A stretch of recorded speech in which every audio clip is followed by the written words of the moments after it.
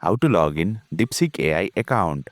Hey there, welcome to Insightful Tutorials. In today's video, let's learn how to log into your Deepseek AI account. Without further ado, let's get started.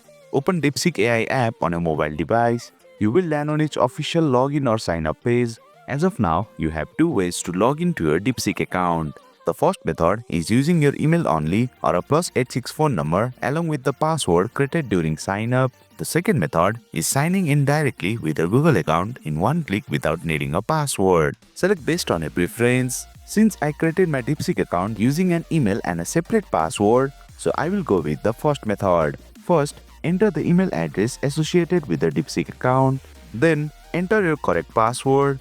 Once entered, click the checkbox to confirm that you have read and agreed to Deepseek AI terms of use and privacy policy. Finally, tap the login button.